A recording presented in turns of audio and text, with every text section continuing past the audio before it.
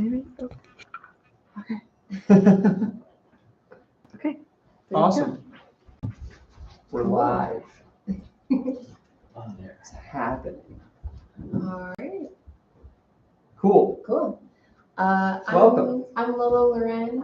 I'm Patrick Poe. We are a co-writing, co-directing team, a la the Daniels or the Coens or the Wachowskis. Yeah. We've been working together in film for a little over a decade now. Ish. Something like that. We've together made 6 feature films and over 30 short films. Yeah, our most recent feature film was almost Sorta Maybe. It won Best Heartland Feature at KC Film Fest and is now streaming on multiple platforms, including Comcast, Spectrum, Tubi, Xfinity, a handful of other places. Yeah, and Nice. our most recent short, not the one screening here, I guess the one right before that, Vegan Apocalypse. did over a dozen film festivals, including winning at Tallgrass and screening in festivals in New York and London and around. So that's kind of... We are also the co-producers and festival directors of the Birdwatching Film Fest in the Crossroads in Kansas City. Yeah, So that's like our kind of who we are and what we why do. we're here. We're going to talk kind of specifically about directing short films today and how we go about that and kind of our process and our personal view on the art of directing short films specifically. Yeah. Because this is a small group, if you have questions, just go ahead and Say it. ask them, jump in. Yeah, we're very obviously it's like we could all be on a first name basis in 3 seconds. So let it be conversational if you have something to say. The reason we're talking about short films is because like a lot of film festivals are short film festivals, including this one. And there's a value to short films. Like we started making features and quickly learned making features is hard to get into film festivals because there's more opportunity to show shorts. Shorts are more programmable. There are festivals that are shorts oriented. And it's a great calling card. It's like a business card. People want to see your short film. They want to see like what your style is in a concise way. It's almost like a pitch for the idea of making a feature at some point. So I think that's why most of us, I assume, got into film is because we either like feature-length documentaries or feature-length narratives. Not that a documentary isn't narrative. Or TV. Yeah, or television. Yeah, I wanted to get into a... No one is watching a bunch of 5 to 12 minute shorts and is like, that's what I want to do. That's the career. That's the career right there. It's a great way to fail too, though. It's like I said, we've made over 30 short films. They're definitely not all good. No, some are bad. A lot of them are bad, but that's like a great small scale way to just kind of get into it. And like when people ask us like later, like, well, what's your process of making a feature film? It's the same as if you've made a short. You just have to do it a lot more times because a short is a practice of like 1 to 3 scenes, maybe 5 scenes, while your feature is going to be 60 scenes or whatever. So it's just doing the same thing on a larger scale. Yeah. The difference between short and feature films is something I hear people talk about a lot, and I think there is really a lot less difference than some people think when they go at it. To make a good short film that's going to get into festivals and represent you well, you still want to think of having a strong narrative arc. It's just a condensed feature because you still want a strong story. You want a character, ideally, that has an emotional journey. We work primarily in comedy as a genre, so we do sometimes make sketches, which I consider very different from a short film. When we do a sketch, that's typically like how we differentiate. It's often just a scene with as many laughs and punchlines as we can squeeze into that single scene. Versus when we're doing a short film, even in the comedy genre, we try to really still make sure that we follow all the rules of a feature film and that we still kind of have acts, we still have a story arc, we still have a character that goes on an emotional journey. Yeah, you want to make sure you've got a beginning, a middle, and end. A lot of even shorts if it's 8 minutes. that you'll see are going to be just like, some are just a beginning, or some are just a standalone scene, which kind of like works as a scene, and it's like a conversation between 2 people. You're like, oh, that's a really nice conversation between 2 people, but no one actually learned. No one grew. And I think that that's what really like makes the short films that I see winning at film festivals stand out, is the films that are able to go from beginning, middle, end. Like recently we were just in New York and we saw a short film that I think was probably one of the most masterful short films I've seen in a while, where it opens. It's called Troy, and it is Yeah. on Vimeo. Okay, cool. But it opens with. I don't have more information than that off the top of my head. It opens with a couple, and they're annoyed because their neighbor is really loud. Specifically, he's sexually very loud. And so they're like really annoyed with their neighbor. And then they get kind of invested in like trying to figure out more about their neighbor's life. Then their neighbor, they like start trying to like start write worrying notes. about They're him, they trying. get involved in his love life, and then he moves out and they miss the noise of him having loud sex next door. So They're sad yeah, he's gone. so it's got a whole arc, but like the whole arc is told in 12 minutes. Mhm. And it's an emotional journey. You've got characters you like, Mhm. punchlines, dramatic scenes. It's nice. It's like, it's a full film, but it only takes 12 minutes to tell that story. Mhm. And like, that's a thing that we've had many conversations with other filmmakers and even with each other when writing scripts, is like, is this script a feature or is this script a short? Like, how long does the story need to be told? How long does it need to be? Not how long can it be? Yes. Yes. Like, some stories are only a short film.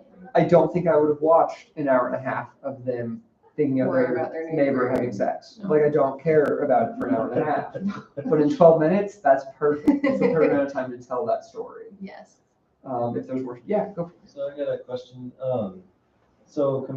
Again, comparing the feature length versus the shorts, if like so you guys were mentioning that the big interest is the bite is the feature length films because that's the big blockbusters, what gets you to the theater, etc.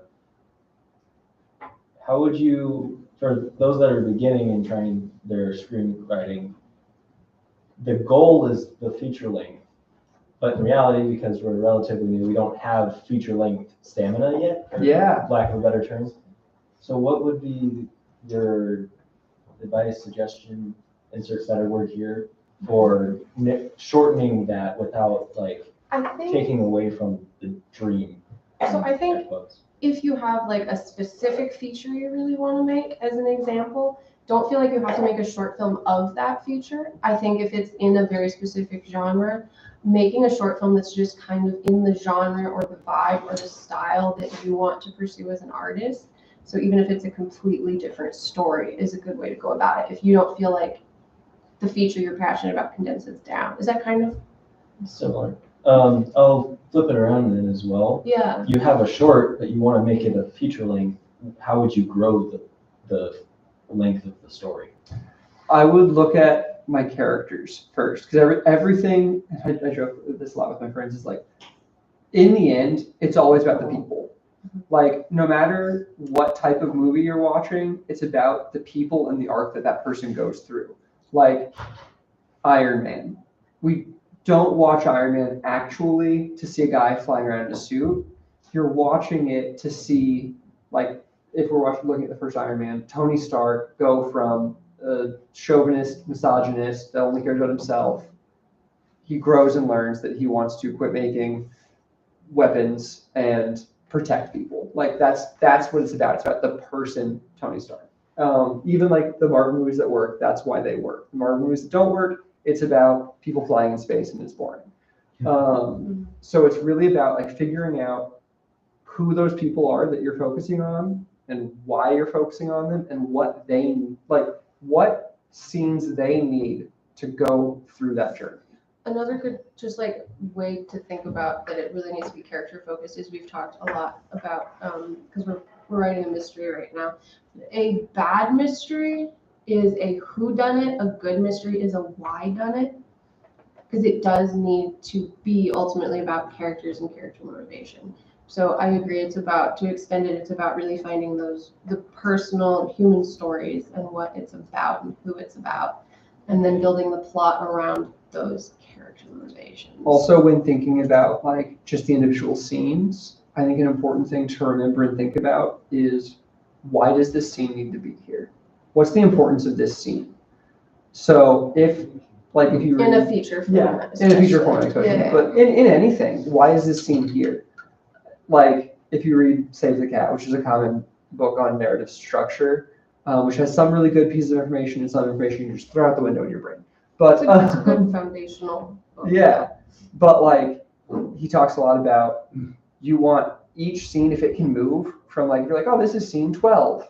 Well, scene 12, I could move it to like scene 9, really. Then you probably don't need that scene. Yeah, if it doesn't affect If you can the move rest of it, the you script. can probably throw it out. Yep. And also, if that scene doesn't have some sort of mini arc, just like that's like once again the benefit of making a bunch of shorts is you're learning how to make those mini arcs. Like, what's the change? What do we learn? What do we grow in this scene?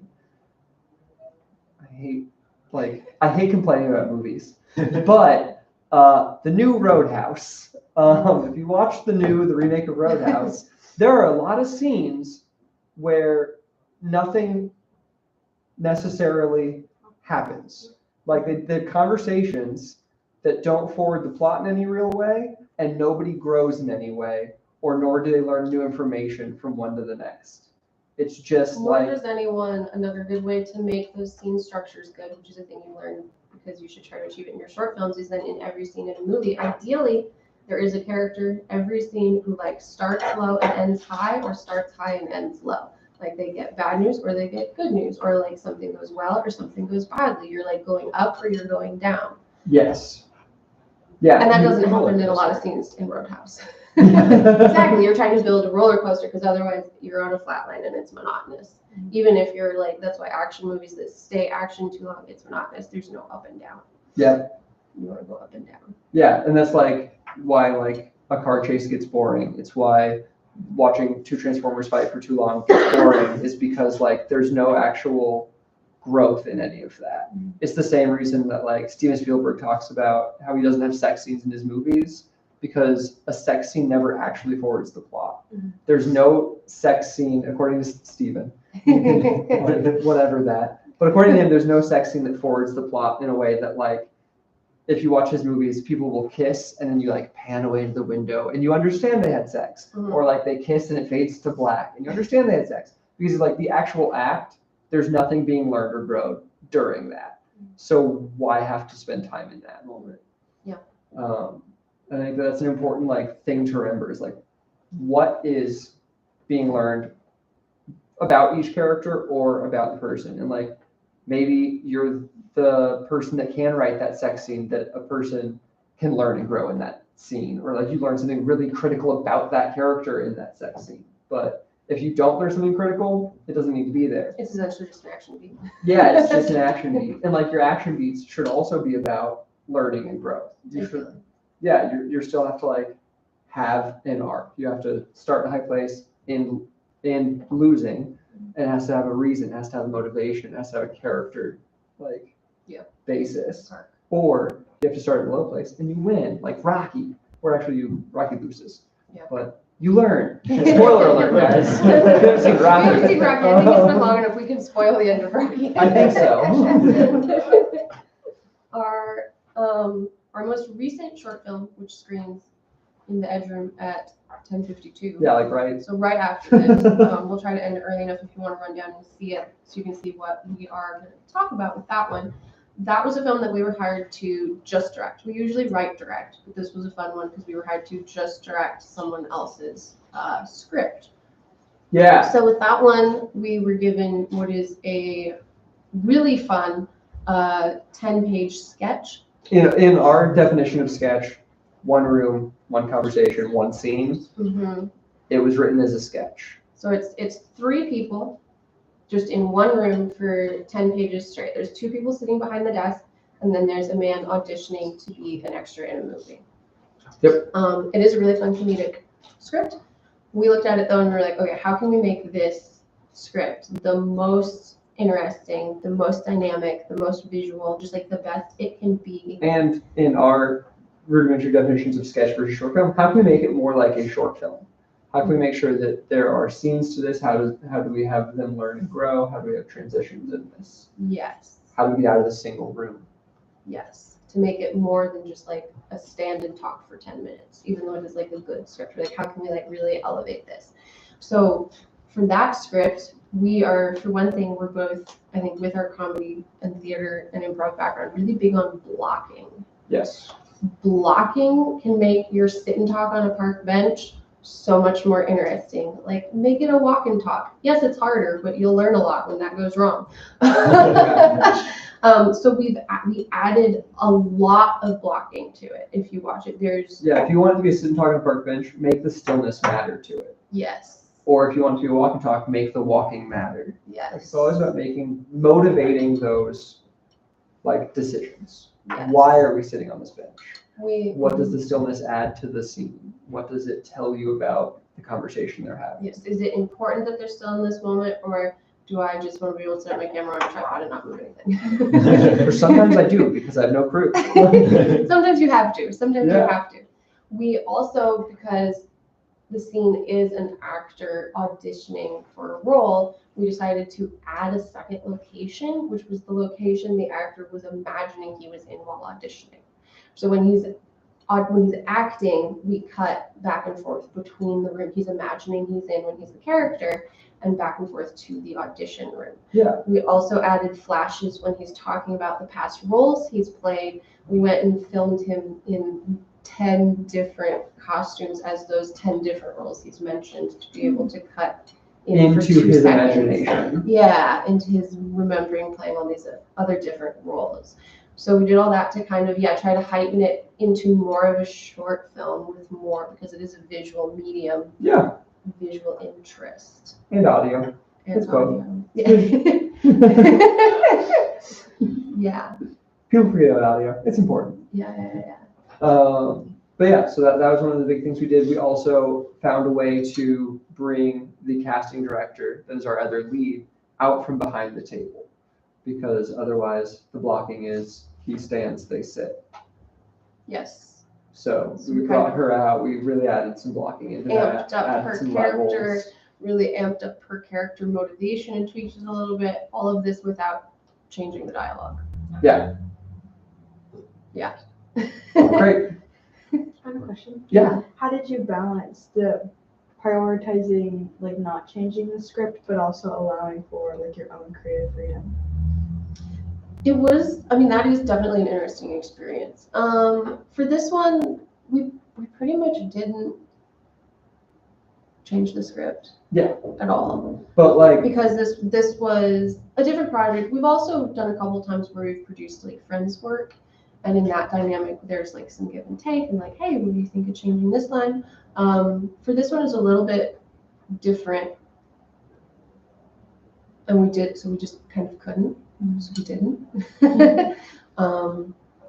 yeah, because we were hired by our producers, and they had already like optioned that script to be made, and so then we had to like come into that script, and there was like a little conversation between like them, and we were like, how much can we play with in terms of like the words? And they like talked to our writers a bit, and then we kind of like didn't hear too much back, so we're like, all right, we have some freedom, but like we pretty much tried to stay very true to the script word wise and just like kind of build upon that foundation they laid for us. And that's I think the like fun thing about script analysis is when you get your script, like we heard the script right out loud because we were actually pitched 3 different scripts, and when we heard each of them out loud, we left and we were like, oh, that's the one we both creatively were excited for. And when we left, we were looking at each other like, okay, so we're both imagining it exactly the same, right? We're both seeing it jump back and forth between these 2 locations. And Lolo was like, yes, I'm seeing it exactly like that. So like, luckily our creative like idea is spawned off from that script. And like, that is the foundation. Because a film is made like 3 times, kind of 4. But like, it's made in the writing, it's made in the production of it, and it's made in the post-production. And then there's like the fun 4th one where it's like the audiences now. They get their own movie. I would say just in general, like if you can avoid working on a script you don't like, I would highly recommend that. Because we were excited by this script. You loved it. We came into it excited for the content that we were going to make. So there wasn't like the desire to change it if there's a script. But like that's the like the script is the building blocks for your film. So like the only information you get about this world is what's on the page. And so your job as the director and then the actor's job as well is to like analyze that script and figure out what services the script the best and what you can do. Like it's at the beginning of production, the script is God. And like everything's about serving that script as best as possible. And like what can you do to make it the best film it can be? And that's how we saw it being the best film it could be. They're also What was your thoughts? I felt it. Yeah, and I'm just curious is there any, like, you said you sat down and had a discussion, but like the matching intent, I guess, that'd be, for me, just hearing about it, I feel like that would be a concern of matching the intent as a third-party director. So that is an interesting thing, and I've talked to my friends that are just writers about, and it's why, like, because I'm too controlling, we're writer-directors. Because like when we write something, we often have that decisive vision, and I don't really want to see somebody like muddy what is my vision. Right. But like if you are just a writer, if like that's your goal is just a writer, letting go, because no two people are going to see that script the same way. Yeah. Like even for this one, like the writers probably didn't picture the casting they went with, which dynamically changed the script without changing any words. Yeah. Like everyone is going to see it differently for sure. And yeah, if you're a writer, you got to be able to let go. Kind of part of the beauty of the medium of filmmaking is that it is a collaborative art form. So like the writer writes this word and that is like God for that moment. But then once you get into production, like it's now the director's vision plus whatever the actors are thinking of, guided by the director, plus what the cinematographer brings in, plus like kind of production design, what they bring in. And then like you get into post and now it's like the editor of the composer's movie and they get to make their own kind of version of it. It does matter a little bit too. Television is much more of a writer's medium. Yeah. It stays much more true to like writers and showrunners are so important there. In film though, yeah, once the writer is done, it kind of... The common like phrase is that television is the writer's medium, theater is the actor's medium, and filmmaking is the director's medium. I don't know that that's like 100% true. Obviously, like lines blur and all of that.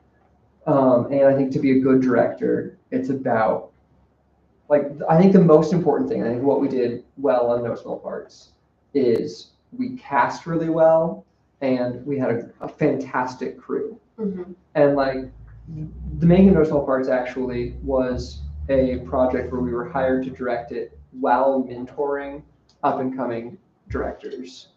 And so while that process was going on, we were talking to them and they're like, so you've done all this pre-production, what do you do when you get to set? And I told them, I was like, if we've done our job perfectly, which no one can do, if we've done our job perfectly with casting and rehearsals and all of our meetings with our crew and all of our pre-production meetings with our crew, if we've done our job perfectly, we get to set and we watch it happen perfectly.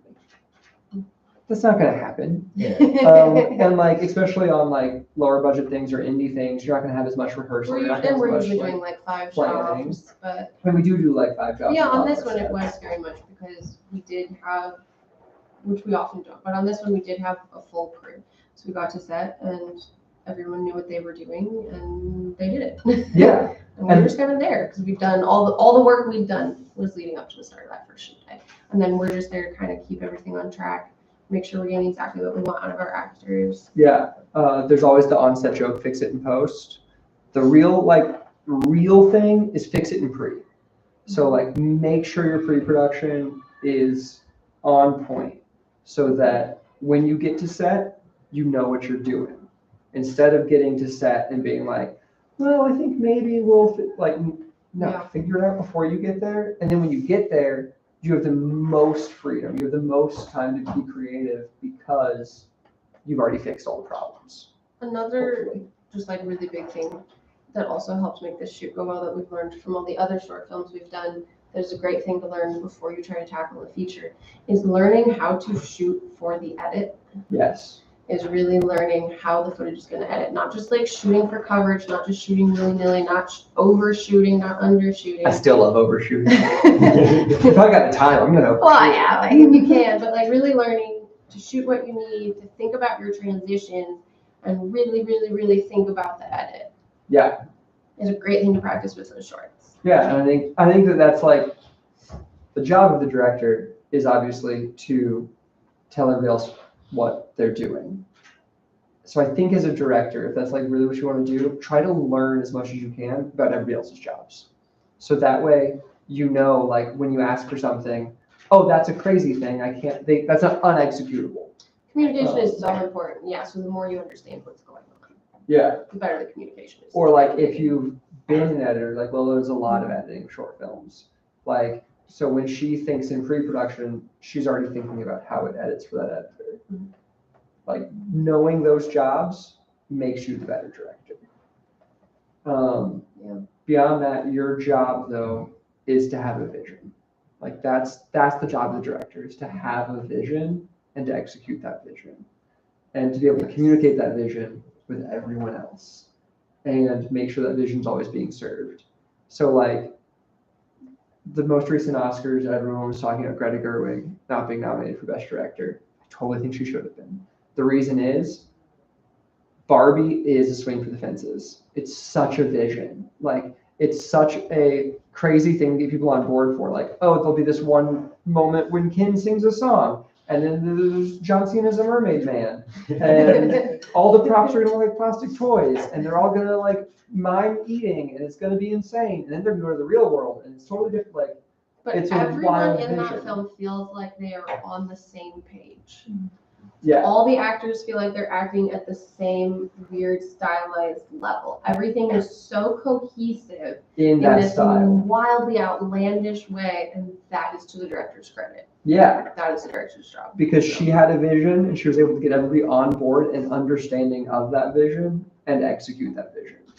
And that's your job as the director, is to have that vision. And then when somebody comes up to you with a question, you can say definitively with an answer, yes or no. Yes, that serves the vision. No, that's a great idea, but unfortunately, because of how this next scene has to happen, that doesn't work. Yep. That doesn't work for the cohesive piece. Because someone can bring in all these great ideas for like their character, but if that doesn't serve the purpose of the piece, it can take away, even if it's all this beautiful acting. You have to be like, that was a great idea for a different movie. Yes. Which happens often. Yeah. But yeah, the stronger your vision, the smoother it's going to go and the better it's going to look. For no small part, we tried to create two really different visuals, kind of as an exercise because it was a teaching set, and also just to have great dynamic between the audition room and the other space he's in.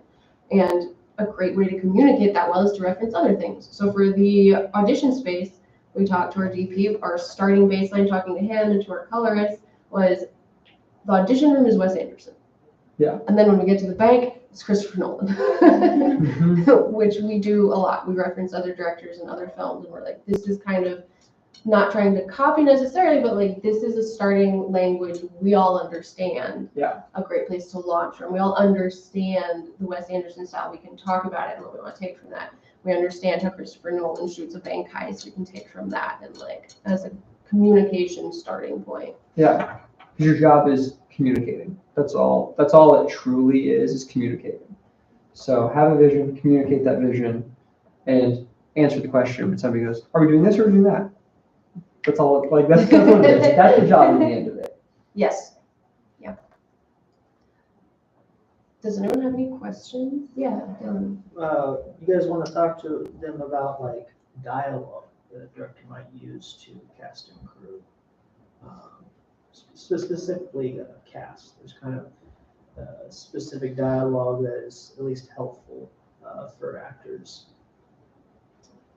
For cast, I mean, we start with really intensive auditions. Yes, And our audition casting? process is specific. We both have a very theatrical background. We come from theater. I have a degree in theater. I don't have a film degree.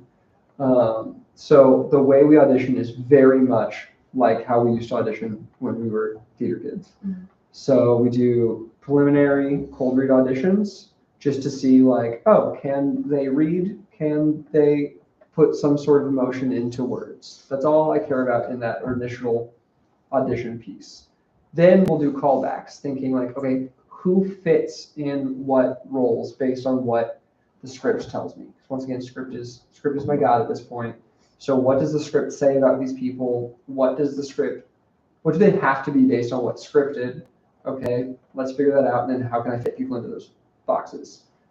And then we'll do a large callback session that is an like open room callback with all of my people, all of my chess pieces, and we can then play with them and be like, okay, does this person and this person play right together? Okay, maybe like if we put this other person in there and leave this person, that fits better. Okay, those two fit, cool. So if they're those two roles, who's this other third role? Well, let's play with some other people in those roles. Chemistry is like such a priority to us that callback process to see everyone at once and really see who plays together the best.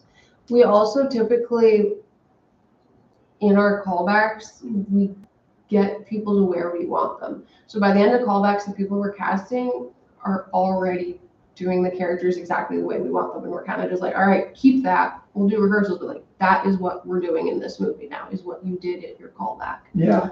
As far as how we specifically direct talent, I would just say, which I feel like I shouldn't have to say, but that just creating a safe, positive, and kind environment for them to do their work. Mm-hmm. Just being so nice to your crew too, but especially to your actors, because like they're doing a weird, scary, vulnerable thing. Yeah, so I think with a bunch of people staring at them. Yeah, a bunch of people. And like the benefit of like a play and why it's called an actor's medium is when you get to do it, you get to start at the top of the play and then you get to end at the end of the emotional journey. You get the full emotional journey every night and you get to do the whole character arc every night. Film in a lot of ways is much harder because I might be like, yo, I need you to do this line 8 times in a row, just this line in the middle of this monologue because we're doing a bunch of weird angles on it. Sorry, go. Yeah, and you're gonna, I need you to be connecting with your scene partner, but unfortunately because I need a camera in between the two of you, they're gonna be way over there. You won't be able to really see them, but I still need you to connect and I need to feel that you're connecting. So like that job of the actor is so hard. So the goal is to make the best space for them to do their job well. And every actor has their own process. Every actor has their own idiosyncrasies. Every actor has their own ways they like to do their process. Yeah. And it's really about, for me, trying to mesh with that like vibe. Like one of our friends who acts in a lot of our stuff, he's very much an improviser. And like he does a lot of improvising in his acting. But then sometimes I have to be like, this line's important. It has to be said just like that. Because it matters for 6 things later. And like his job isn't to know that that exact word matters 6 lines later. His job is to do the best of that line he can do. Yeah. But beyond just creating a safe, supportive environment, I think just knowing exactly what you want from them and making sure you cast someone that can deliver that. So that you are like, you know you're setting them up for success, not setting them up for I think it's an failure in a way. interesting thing because I think possibly what you're maybe hitting on is like, generally it's considered outside of like etiquette to give a line reading. So like if your actor's line is, I love you, let's just say it's an I love you. And you want them to like say it flippantly, but you don't know, like they're just not hitting it, the right way to do it isn't just be like, I need you to come in and say, I love you, or like however you want to deliver that line. Because it just feels too step on toesy for a lot of people. Some actors like it, or some actors want it. It's about learning what your actor likes. And that's I, as an actor, don't like a line reading. It bothers me. I'm part of those people. We have some actors we work with regularly where if they're struggling, they will be like, just give me the line reading. Just give me the line reading, I'll just do it. Because like I don't get what you're doing, just do it for me and I'll do it. And they're fine with that. But like so I'm like an actor before I was anything else. Mm-hmm. And so like I'm an action verbs actor. And that's like my like style of acting. And so like that's how I start in my directing process, is in that same process. Like, oh, I really want you to hit them with this word. Like specifically this word actually. On the word boy, I really want you to hit him with boy. And like, you'll see that change for some actors, or like, oh, I really want you to like entrap him with this word, or like hug him with that word, or like anything like that. I think though, in that regard, and I might, there's probably a lot of directors that disagree with me on this. I think because your job as a director is to create a community environment where everyone can work well together, that it's really your job to adapt to whatever each of your actors needs rather than expecting them to adapt to your directing style. So that's kind of just like, we have a lot of actors we work with regularly because we do gel well with them. Mm-hmm. And it's also why you see like certain directors that do have a style that is like, this is their directing style, work with the same actors over and over again. we like that directing style. What's the Silver Linings Playbook guy? David O. Russell. David O. Russell. Like, he has a specific way he directs. It's very different than most processes because he likes to talk through the emotion while the scene is happening. And he just knows that they're going to do extensive ADR because of that. And if that's his set and that's his style, it's once again like your job is to have a vision and a way to execute that. That's a talk you have at the beginning. That's He a is talk you not have a before director casting. who accommodates what his actors want. His actors who work with him know he's But like got a Jennifer style. Lawrence She likes loves that it, vibe, yes. and that's why she's in a lot of his movies. So that's valid too. I try to be very adaptive and sensitive to like what I think is going to work well actor to actor. But like, I was just in a movie that was shot fully on 16mm film, and before we did that, the director sat down each actor, we had like individual meetings. It was like, this is the plan. This is the way we're doing it. It's going to be 16mm. Because of that, the cost is extensive. We'll do some rehearsal. We're getting 1 or 2 takes. Like, this can't be a movie where we're messing up our lines. This can't be a movie where we're like, let me try it one more time in this weird. It's just not what we have the budget for in this environment. This is the environment. Do you want to be on board? The answer for me was hell yeah. Yeah. Good communication, good expectations. And that's what I think like a David or Russell needs to do at the top. Is like, this is the environment. Do you want to come on board? He's going to talk at you the whole time you're acting, and then you're going to have to ADR the whole thing. Yeah. Do you want to be a part and of he makes that? good movies, so like, Yeah. it works for him. But then like we also, because it is like, for us, it's about creating a collaborative environment for our actors. Like if we have a emotional scene, or somebody has a monologue, or it's like a scene where somebody has most of the dialogue in the scene, I'll even be like, okay, so it's a scene between you and Dylan. I know Dylan, so I know his name. Sorry. I'll learn your name. But the scene between the two of you, and like you have most of the lines, I'll say, do you want your close up first?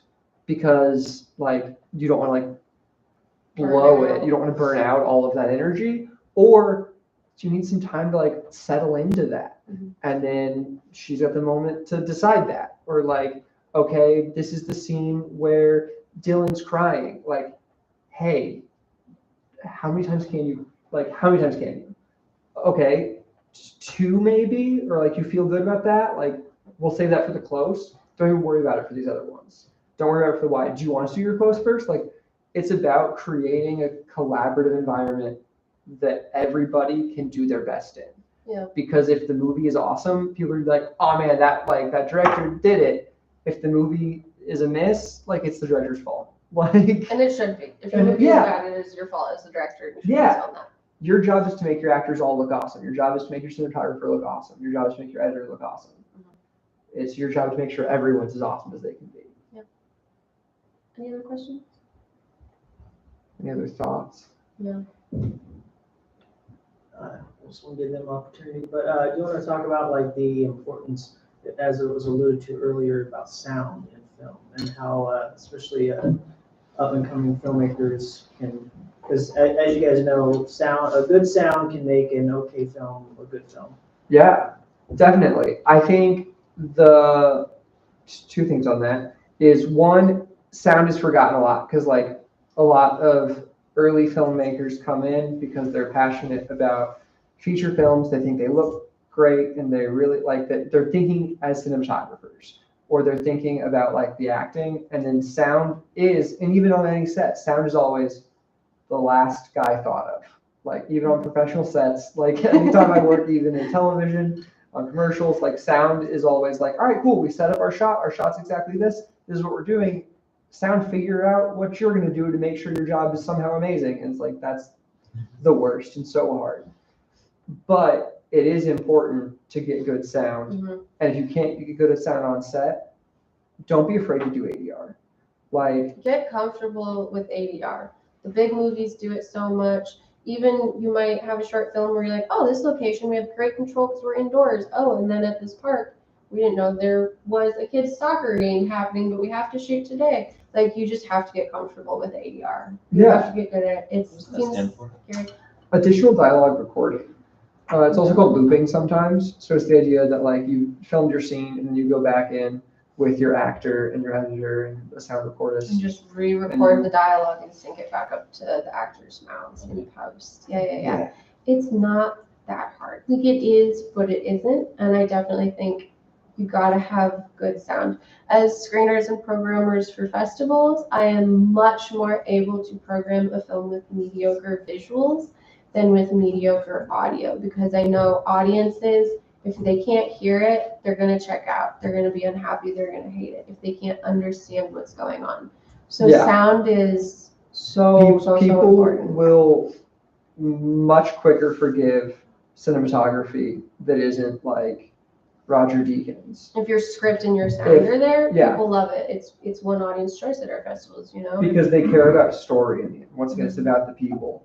And like, as long as you can see the people, you can get the story. But if you can't hear the people, you can't really get the story often. And you can, if you put like time into it, you can get good audio with inexpensive equipment and with just like a boom mic and a zoom. If you like take your time to like place it well and like care about it and wait for the motorcycle going by. I'll also say think about things like if your shot is set up in a way that you're like, all right, the boom has to be out of the shot. Does it?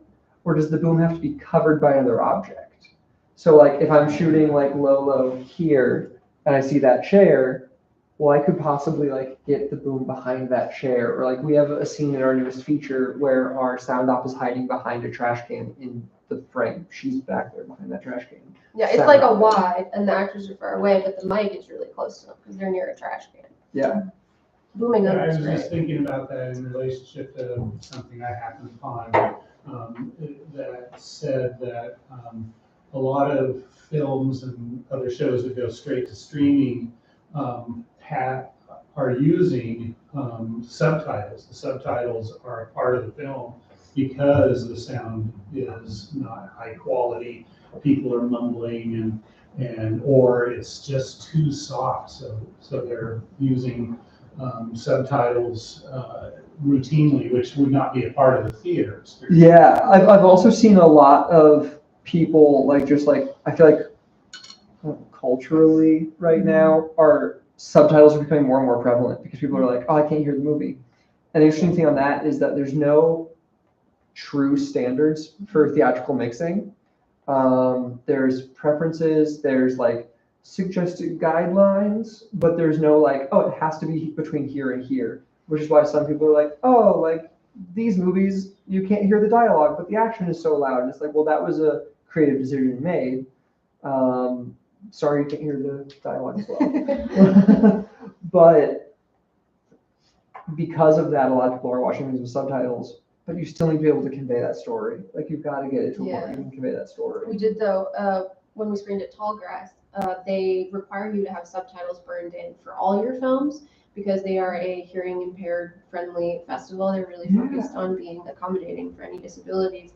And that was kind of fun because we do make comedies.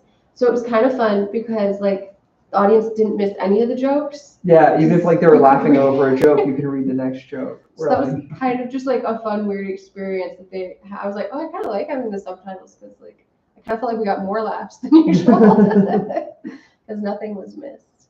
Yeah. Yeah.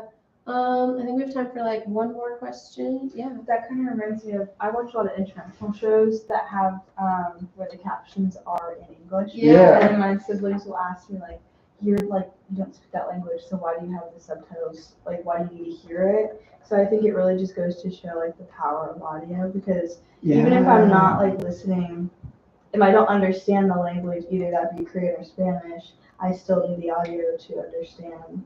Or to be immersed in You're still getting a lot of like emotion from the voices and Yeah, no, sound 100%. design. Yeah, I hadn't even thought about it. Like Parasite's a phenomenal film, but watching it on mute would be insane. Like, because beyond just the story that you're getting from the sound of the voice and the like levels of like emotion in it, also score. Score is so important. Score can make or break a film. Like, Transformers. Years ago, I saw Crouching Tiger, Hidden Dragon, or was it the other way around? no, that's exactly. 2 nights in a row. Because the first night I was following the dialogue and reading, and then it's just such a visually stunning film. I just went to watch the pictures the next night. Yeah, that's such a good movie. Yeah. But yeah, like a lot of times we'll edit one of our films and be like, that's pretty good, but it doesn't have score yet. And I think that'll make it like actually and, like, good. sound design. Because like the score is another tool to tell your audience how to feel. Like the score can tell you what you're supposed to be feeling in that moment. Yeah. Which is such a beautiful little cheat code to it. Yeah. Like, oh, this scene doesn't really work yet. Oh yeah, but if I have a little score and like tell them how to feel, it'll do it. Yeah. Or I'll often, because I do edit, I'll like have an edit, and the client will be like, I don't know about this bit. And I'm like, no, and I'll drop a piece of music in there, and they'll be like, oh yeah. Yeah. And I'm like, no, it works. It works with Score. that aid. Yeah. That's how I feel about, not the film line something, but not Ink Walls. Yeah, everybody go see Dylan's film this evening, Yeah. afternoon. Thank you. But when I was the editor of it, and obviously as an editor, you see every nook and cranny of every aspect of it, and you're watching it over and over and over again. And the first time I got the final cut, it was like, wow, this is great. It's emotional. But then when we threw the music in on the score, it's like I was watching it all over again, like a new film, and it was even more emotional. So, yeah, it's important. It really does. Yeah, like you said, it's collaborative art form, and each person like operating at their best ability is what the goal is in the end. Make a lot of friends. Be a friendly person. Do a lot of favors. That is how you succeed in film. Especially like early indie film. Yeah. Like you can't pay a giant crew to do it, so like make a friend that's a composer, make a friend that likes sound, like make a friend that doesn't even like sound, he just likes you enough. That's what I do. I run sound a lot, not because I like it, but because You like being on a film set. I like being on a film set, and I'll do it for my friends. And I think that's important too, is like any time you have the opportunity to go onto a set, do it. Like sometimes you'll get onto a set and you're like, whoa, these guys are way better than me, and these people like totally know their stuff. Great. Learn what they're doing. Copy them when you go make your film. And then other times you'll get on a set and you're like, this was poorly run. Great. Learn from that. Don't do that. Also, go to a lot of film festivals, and like if your film gets into a film festival, go. Yeah. Because we've made so many good friends and connections at film festivals and just by going to things. Yeah. And that is definitely why we're where we are today. Yeah. Go to film festivals, watch other films. And when you watch other films, figure out like why they're good. That's what like is the really thing that matters, is like when you watch a movie, figure out like what made it good. Even when you watch a movie that you think wasn't great, well, what did they succeed at? And then if it wasn't great, like why don't you like it? You also can easily Google like who won in the short film categories at Sundance this year. And a lot of them wind up online at some point. It's pretty easy to just like get on the internet and find what is winning in your preferred genre and be like, look at it and be like, okay, why do I think this is winning? What does this have my films don't have? Yeah. Watch a bunch of shorts. In my mind, like if you're making a short, I joke this, but I also joke this because we run a film festival. Every short can be shorted. Like take out that breath that's not necessary. Leave the breath that's necessary, but just like everything can be short. Yeah. We should wrap up in case anyone does want to go down to the Edge Room, where No small parts of screening. no small parts of screening in like 2 minutes. We will be around and hang around afterwards if anybody has any more questions after our film screens. We'll still be around. So I think that's Thanks, guys. Thank you. cool. Thank you so much. Also, Lolo has cards if you want them. I do. And I do. at any point ever, like in the future, reach out. Just Yeah, if you have feel free. questions, thanks up. Yeah. Thank you guys. Thank you. Thank you. You guys did a great job. Hey. Hello, Matt. Good, how about you? You still watching? No, I graduated last